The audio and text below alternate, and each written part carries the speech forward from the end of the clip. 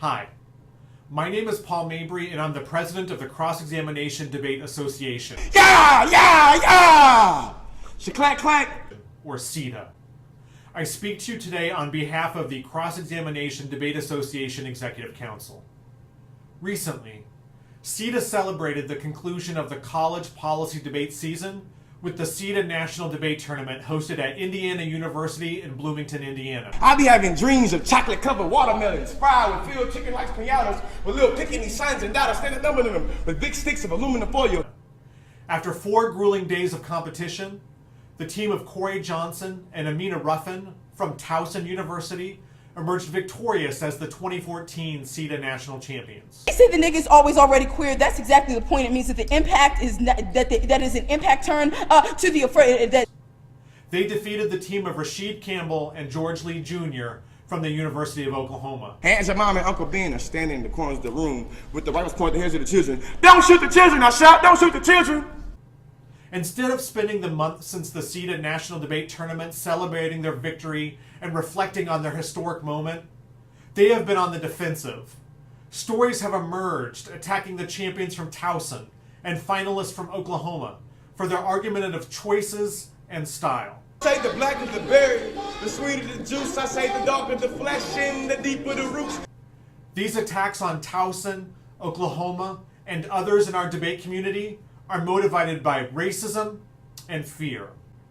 These attacks are reprehensible, despicable, and must not be tolerated. CEDA is unlike any other competitive forum. It uniquely enhances students' research. Y'all say by taking restrictions off of wind and solar, that will impact colonialism, or better yet, impact warming and climate change. Argumentation, Bringing back ICUs almost certainly become involved in trying to become governments sponsoring these attacks means signal of displacement. and advocacy skills. I'm gonna paint the picture to show the deaf what it's like to listen. I'm gonna speak these words. I'm gonna tell the blind man what he missing. So my brothers doing time, man, up in prison and thought they had to resort to crime. Fuck the system. My name is Paul Mabry, and I support the CEDA 4 because they represent what is good about debate and the future of our society. Well, goddamn. How do you counter such a well-crafted argument? Mr. Mabry really threw the gauntlet down against all you bigoted cis-het white racist son of a bitches out there who would say that these people are not the best of debate and the best of the future of society. I mean, how do you argue against that? I'm honestly asking you because he's turned off the ratings in the comments and I can't seem to get in touch with him, which is awkward considering he's the head of the largest debate association in the United States. That's right, CEDA, the Cross-Examination Debate Association, has over 60 tournaments, a national championship that brings together, and this is quoting from Wikipedia, 175 teams. And this isn't something that just got created yesterday. And this has a long history. Back in 1971 is when it was founded. And we're talking about colleges from everywhere. Let me list off a few, see if these sound familiar. The University of New Mexico, Florida State University, the University of California, Emporia State University, Fort Hays State University, Dartmouth, fucking Dartmouth. Really? Everybody takes part in this stupid thing. I interspliced those clips. That wasn't me pulling shit out of my ass. Those were all clips from different CEDA events. That was the 2014, the 2013, and even one from the 90s. That little Asian guy who looked like he was having a fucking panic attack at the podium. I'm not really sure what the hell he was arguing about other than his desperate need for oxygen, because he was probably dead by the end of that. I don't think you can breathe like that as a normal human being and sustain your life. I think those two things contradict each other. Maybe they gave him his award, at a memorial service. Like, good job, let's put it on top of the fucking tombstone. You really wowed them out there. Now you might be asking, Jim, what amazing topic were the 2014 CEDA Championships about? I mean, quoting Tupac, it must have been something pretty extraordinary. Well, let me give you the debate topic. This is verbatim.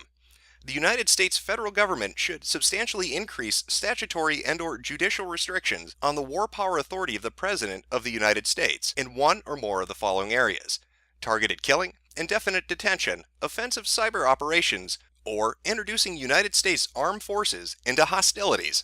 Well, clearly, the Aunt Jemima and Uncle Ben shooting kids argument was pretty compelling. But the other girls who odd, oohed, and or whatever that argument was, really took it home. I don't think I don't think Oklahoma could really outdo that. Now, they've obviously lost to the better crafted argument. Now, I've mentioned many times in previous videos saying that the source of what we see as social justice, of this special snowflake mentality that we see in society, is out there, and that I'm fairly certain where it comes from. Let me narrow that down a little bit. I'm going to get that video done eventually, but it's academia. It's coming from academia. And here we see kind of an aspect of that. You have a debate format where people are supposed to put forward and argue for or against something. You've got two teams. They research, they craft arguments, they interact in, front of an audience. And it's whoever puts forth the best, most researched, most articulated argument is supposed to win. What the fuck is this then? That's not debate. Mabry talks in his video, and I'll have a link in the description if you want to go watch it. He talks in his video about how CEDA prepares you for jobs in the real world, about activism and teaching and, going out there and really providing a public service. What public service do you think these people are ever going to provide to anybody? What argument did they put forward? What research went into this? This is a joke. This isn't debate.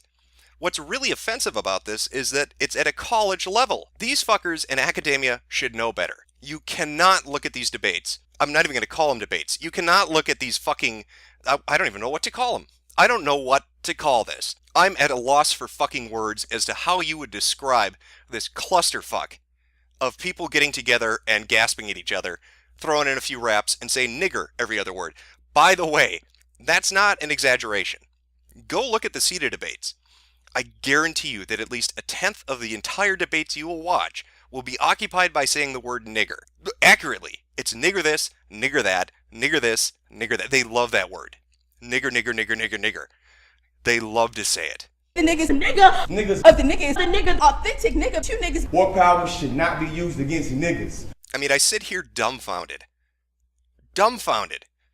that the institutions which are supposed to provide higher learning, which are supposed to prepare you for a future profession, that are supposed to give you the knowledge to look at our history and our economy and our society and, to educate you and to make you better people and to more, make you more well-rounded. These are the people promoting this. This is their grand thing. They're all really happy with themselves. They celebrate it. They're fucking proud of it. Mabry loves this shit. He thinks this is the way to the future. And when you look at some of the news coverage, I'm just going to show you a screen cap here from The Atlantic. Let me give you the headline. See if you can figure out what the article's about. Hacking traditional college debates, white privilege problem. Minority participants aren't just debating resolutions. They're challenging the terms of the debate itself. Well, there's that word again. White privilege. Boy, that really gets around a lot in academia, doesn't it? They love that word. Social sciences, which don't even really have the right at this point to even have the word science in their title. Let's be honest here. Social science has as much to do with science as fucking Scientology does. Nothing. These people, they love it. This is the new thing. White privilege. If you saw on Progressives Today, the YouTube channel that put up the videos of the White Privilege Conference, which again, by the way, if you look at Tumblr, how long has that been around? 5, 6, 7 years?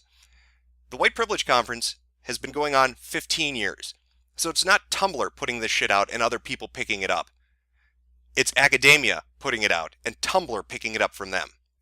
Look at this clip. They talked about teaching in their video. This will prepare you to be a teacher. Let me show you some of the teaching techniques about white privilege related to this. In this workshop, teachers Rosemary Colt and Diana Reeves demonstrate how they teach white privilege and social justice theory to 8-year-olds. Welcome to Examining White Privilege and Building Foundations for Social Justice in the elementary classroom.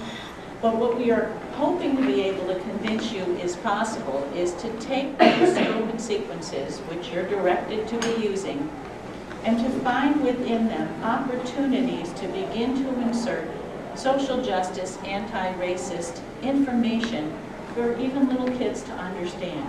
The social justice, anti-racism information these teachers are exposing the children to is reflected in these worksheets on display as part of the presentation. In one worksheet, the child comments that the Constitution doesn't work well for everyone because some people have different beliefs. One child writes that if you have privilege, that means you're white. White privilege is something that white people have, meaning they have an advantage to a lot of things, and they can get a job more easily. Well, isn't that just lovely? Doesn't it warm your heart? They're going to learn about social justice and about white privilege. Now, lest you think this is just the, everyday teacher, these are just a few sprinklings of lunatics getting together and discussing this. You need to understand that this is at the fundamental foundational level. The people writing the fucking criteria are the ones pushing this shit forward. Case in point, Common Core. I'm going to show you a clip. I want you to listen to what David Pook has to say, and I'll talk about him in a second. I'm not paid to be here either. I'm just an interested teacher who helped write the standards. And the reason why I helped write the standards and the reason why I am here today is that as a white male in society, I'm given a lot of privilege that I didn't earn. And as a result, I think it's really important. Now, he's the one who helped to write this. He helped the people who wrote this. Susan Pimentel, or however you say her name, and the other people that are, designing Common Core. These are the people. This is from their own mouth, talking about this sort of thing. Now you might ask, how is that related? How is white privilege and CEDA related?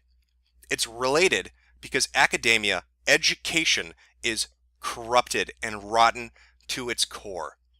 There are issues that have faced us for decades. I'm not going to deny it. But you've got issues about funding and about curriculum. All right, and I know that one of the popular bitching fits over the last 10 to 15 years has been theists and atheists arguing about Darwinism and creationism being taught side by side. I get it, guys. I get it. It's a heated debate. You're both passionate about it. But let me tell you something to both of you. There is a much bigger fucking issue on the horizon. All right, the kids aren't even going to give a shit about creationism or Darwinism. All right, they're not going to have time to. They're going to be too busy, flagellating themselves because they're white, or criticizing somebody else because they're white. The reason that you see CEDA accepting this ridiculous form of nonsense shit is because they have convinced themselves that debate is a white thing, and that if you don't adhere to the white thing, that's good, because white people have privilege.